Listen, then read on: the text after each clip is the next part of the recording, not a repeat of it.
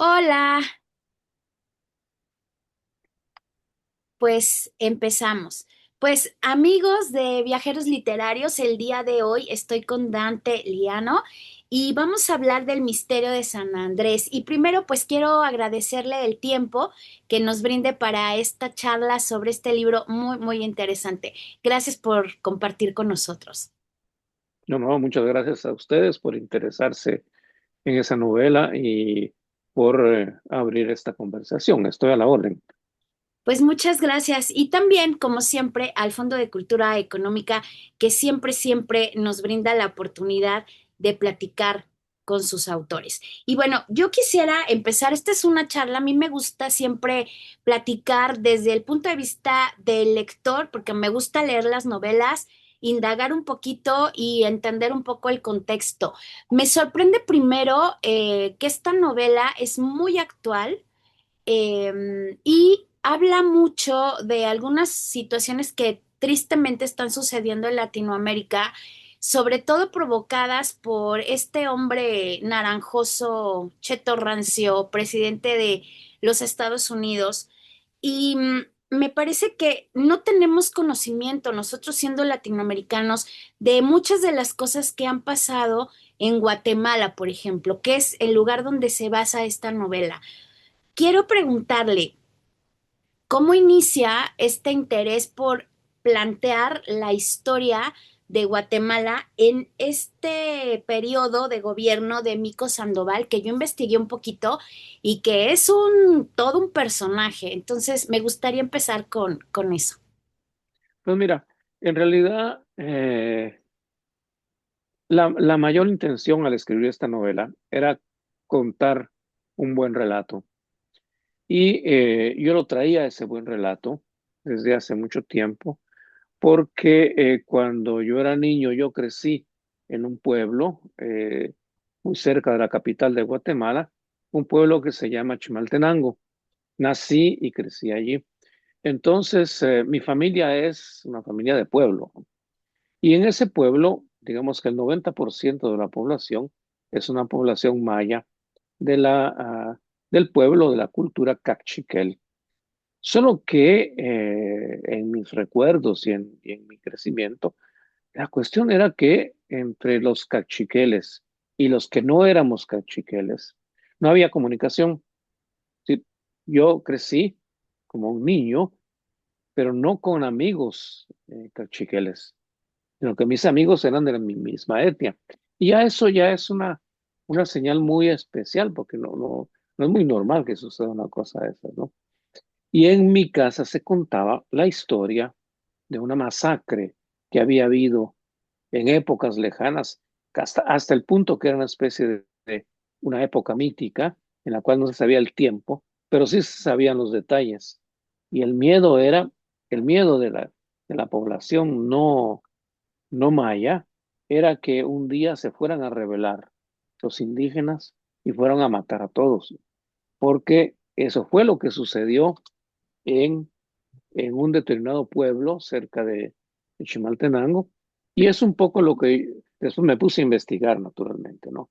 Me puse a investigar, me puse a leer, he leído muchos años para lograr tener una idea de lo que realmente pasó, y de allí nace la necesidad de contar esta historia.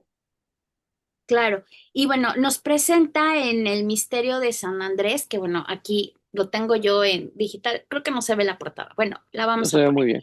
Sí, El Misterio de San Andrés nos presenta primero la vida de Benito, que es uno de los personajes, y por el otro lado de Roberto. Nos habla al principio de esta vida en el campo, de la pobreza, obviamente, de sus usos y tradiciones, que también me pareció muy interesante, y sobre todo también lo que sigue pasando en toda Latinoamérica, estos poderes que se unen a la sociedad, por un lado la política y por el otro lado la parte religiosa.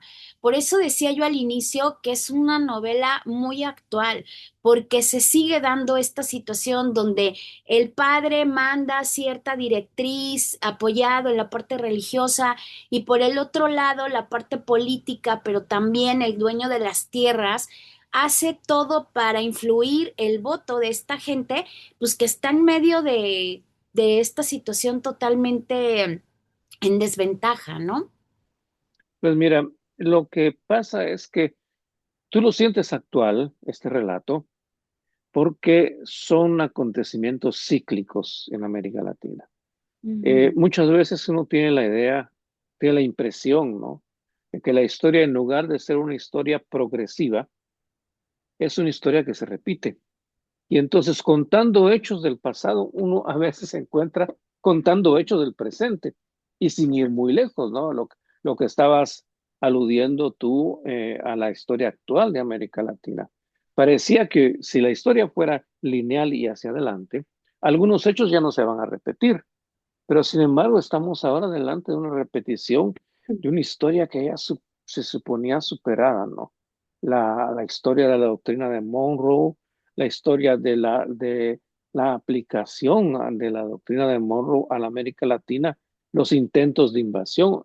Yo no sé si los mexicanos recuerdan, pero hubo un momento en que los navíos de los Estados Unidos se encaminaron hacia el puerto de Veracruz con la intención de invadir México, ¿no?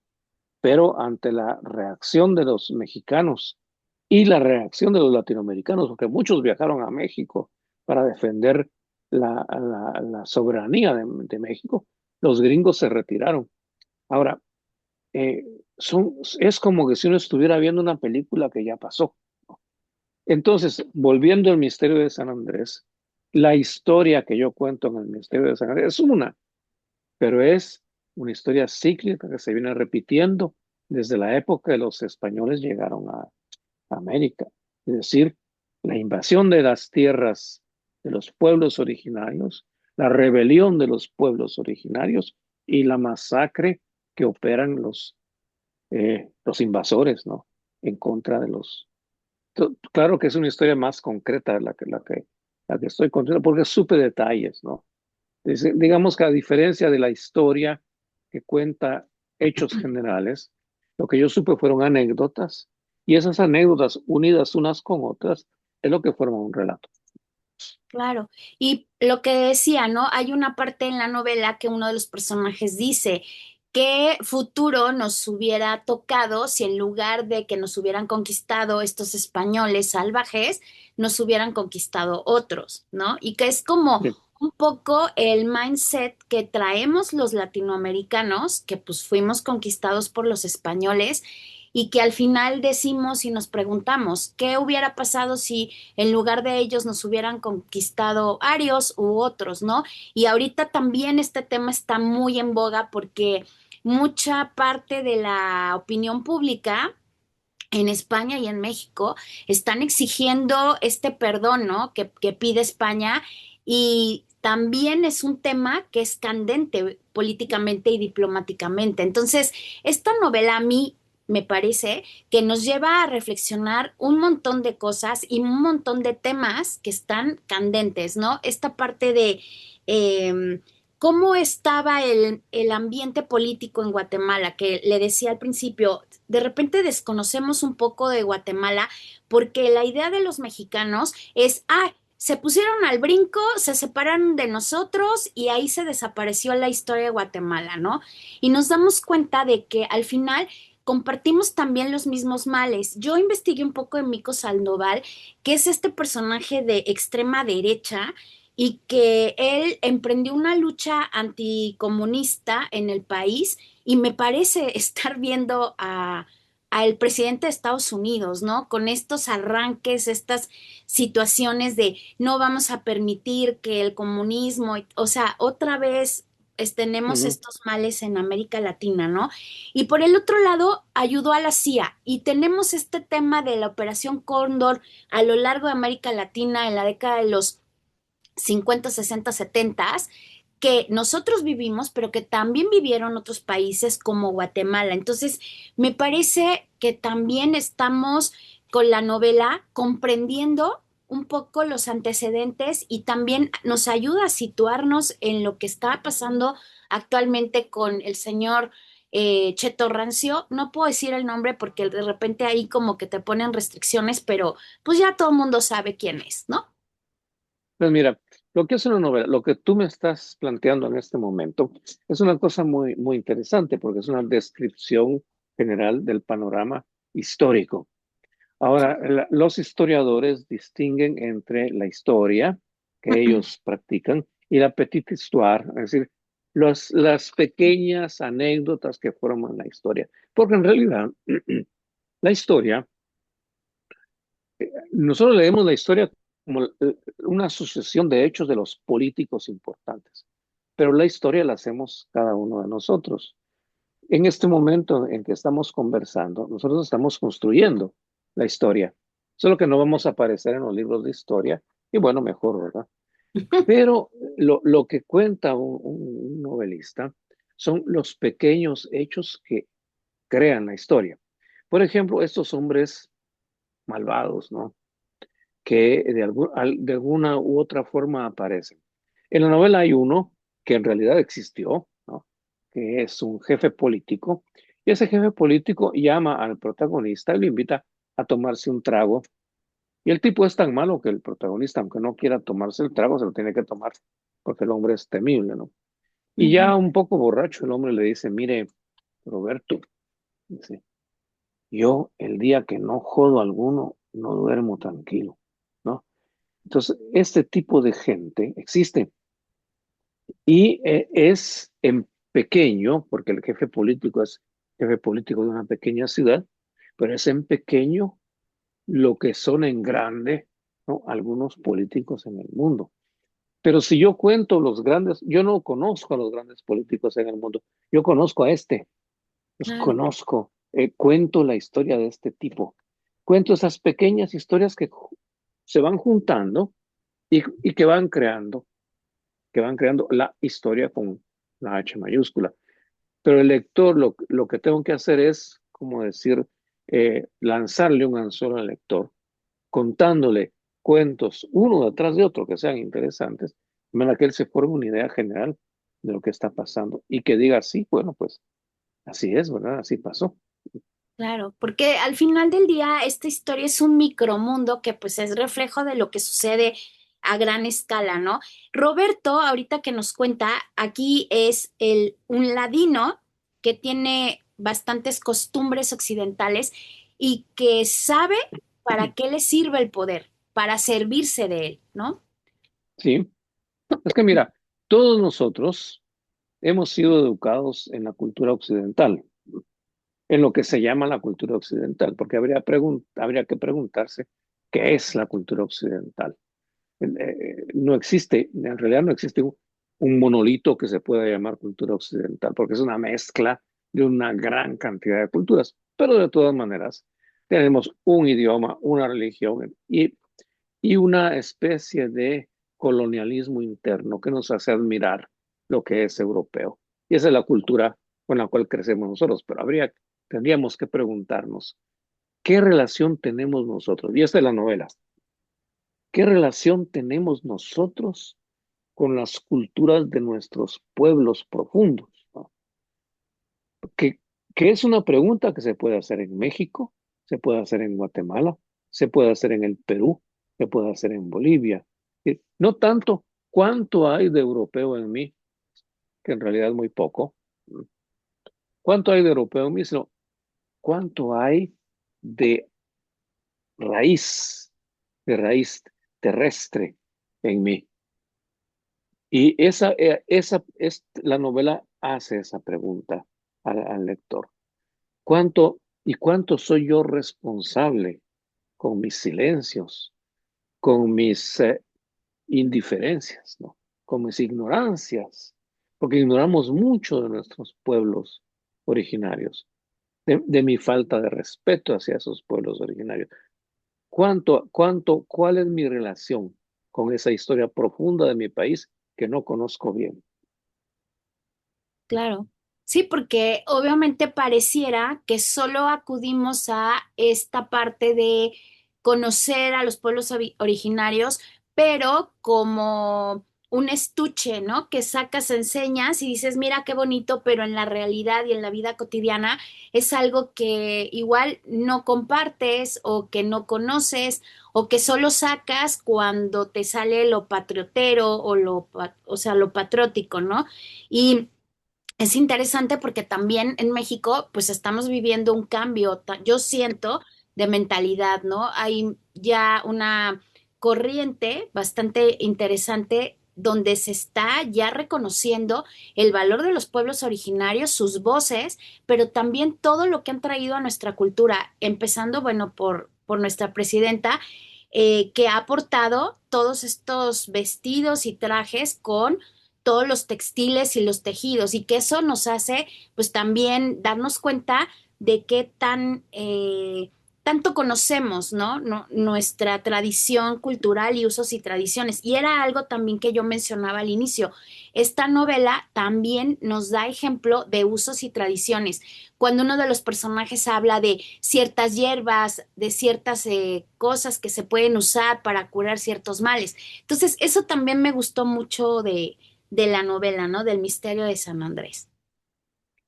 Pues mira, también otra pregunta es, ¿cuánto hay en mí de, en mi caso, ¿no? ¿Cuánto hay en mí de Maya? Ujú, Pero cada uno de los que vive en las regiones indígenas de América tendría que preguntarse eso. Mira, hay una teoría muy interesante de Antonio Cornejo Polar, eh, gran crítico peruano, que dice que basta haber nacido y vivir en un pueblo donde ha habido una gran población indígena para ser un indígena, porque hay una especie de ósmosis cultural, por lo cual uno sin darse cuenta es parte, tiene su cultura, más bien su identidad, su ser, su manera de estar en el mundo, está fuertemente impregnada de la cultura de los pueblos originarios de donde es. Solo que no nos damos cuenta. ¿Cuándo nos damos cuenta? Cuando salimos del país, ujú, cuando vamos a otro lugar. Digamos, todos los que han emigrado a los Estados Unidos, los que han emigrado refuerzan su identidad mexicana en el caso de los mexicanos, ¿no? O guatemalteca en el caso de los guatemaltecos, porque se dan cuenta de que son, allí ellos son los otros. Y claro, ese otro implica también, no solo implica la raíz hispánica, católica y lo que tú quieras, pero implica fuertemente la raíz profunda de la población autóctona, ¿no? Y eso somos, claro, aunque no nos demos cuenta. claro. O hay gente que no se reconoce así también, ¿no? Por estereotipos y aquí hay una tendencia, ¿no? De gente que de repente reniega mucho de esa parte, porque piensan, sienten o ambicionan que son de otro origen, aunque pues realmente provenimos de pueblos originarios, ¿no? Entonces también esta comunidad que está en Estados Unidos, pues también está fuera de su país y de su raíz y son a veces los que más vuelven a rescatar esta parte, porque quien no reconoce su raíz, pues no tiene razón de ser, ¿no? Siempre tenemos que tender a tener pisos, raíz, ¿no? A aferrarnos a nuestro país, a lo que somos, a las tradiciones, además de nuestra familia. Entonces, sí siento que la novela, pues tiene como muchas preguntas, como usted mencionaba, pero también nos abre un poco el campo de visión en el sentido de también tratar de entender un poco qué está pasando actualmente, ¿no? Y de dónde vienen todas estas situaciones que estamos viviendo, bueno, pues con el vecino del norte, nosotros como mexicanos y bueno, pues el resto de Latinoamérica. Claro, el resto de América Latina vive lo mismo, solo que un poquito más lejos, ¿no? Así Pero en es. realidad, pero en realidad esas distancias se vuelven cero cuando los potentes, los poderosos, deciden intervenir en nuestros países. La cuestión es que, ¿sabes cómo se reconoce un latinoamericano? Mm, Se reconoce porque dice, mis antepasados fueron españoles, alemanes. Ahí es donde tú subrayas que eres latinoamericano. simplemente porque ningún francés va a decir mis antepasados fueron franceses, porque ya está, se da por sabido, ¿no? Y Claro. los latinoamericanos tenemos, algunos latinoamericanos tenemos ese vicio y no hay muy pocos que te dicen mis abuelos, mis antepasados fueron, no, aztecas o de la región o quichés o quechuas, ¿no? Muy pocos tienen ese orgullo, pero tiene que llegar el día y estamos caminando, aunque no Ujú. nos demos cuenta, estamos caminando hacia ese reconocimiento identitario que es sumamente importante, porque es el que nos da sobre todo carácter, que es muy Claro. importante para un pueblo. Claro, yo tengo una teoría. Yo creo que todos estos embates de el cheto rancio están despertando en Estados Unidos y en el resto de Latinoamérica una fuerza que tiene que ver con esto, ¿no? Nuestro carácter, nuestro origen, nuestras raíces, y que él no se ha dado cuenta hasta dónde puede llegar eso, ¿no? Hay muchos ejemplos donde los latinoamericanos siempre nos distinguimos por la garra, por ir adelante, por siempre defender en estos momentos de crisis lo que somos como pueblo, ¿no? Entonces creo que no se ha dado cuenta que él solito se está poniendo en la picota para pues despertar todo este tipo de cosas que yo creo que cada día estamos dándonos más cuenta de lo que somos como nación independientes, pero también como continente latinoamericano, ¿no?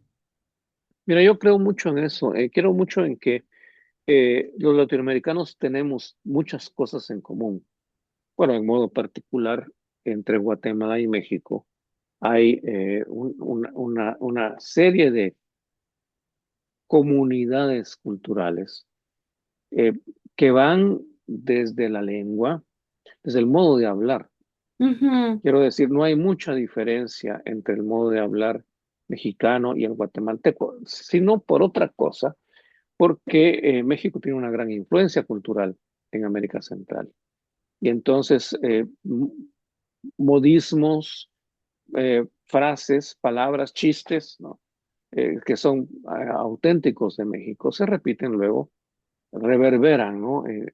Pero no solamente la gastronomía, la música, el Claro. arte en general. Entonces, y eso crea comunidades, crea fraternidades. Somos más, perdón por la incorrección lingüística, pero somos más iguales, ¿no? Entre los países de América Latina, mucho más de lo que podemos pensar. Y por eso tengo mucha curiosidad de ver cómo reaccionará el lector mexicano delante de la propuesta del misterio de San Andrés, porque parecería ser una realidad muy concreta, pero precisamente porque es muy concreta, puede universalizarse en la experiencia del lector mexicano. Esa es mi esperanza. Sí, yo creo que quien lo lea se va a sentir identificado y le vuelvo a repetir, creo que es una novela que nos deja pensando y reflexionando muchas cosas y nos deja preguntas y yo creo que como mexicanos pues es un buen momento para leerla. Y bueno, pues estamos llegando al final de esta charla. La verdad quiero agradecerle Dante Liano por brindarnos este tiempo para platicar de su novela El misterio de San Andrés. Mil gracias por la charla. Muchísimas gracias a ustedes. Un gran abrazo para todos. Gracias. Y bueno, el Fondo de Cultura Económica, mil gracias también. Y recuerden que esta entrevista la podrán ver de manera completa en nuestro canal de YouTube y extractos en todas nuestras redes sociales. Y recuerden que para viajar solo necesitan tener alma de viajero. Muchísimas gracias. Muchas gracias.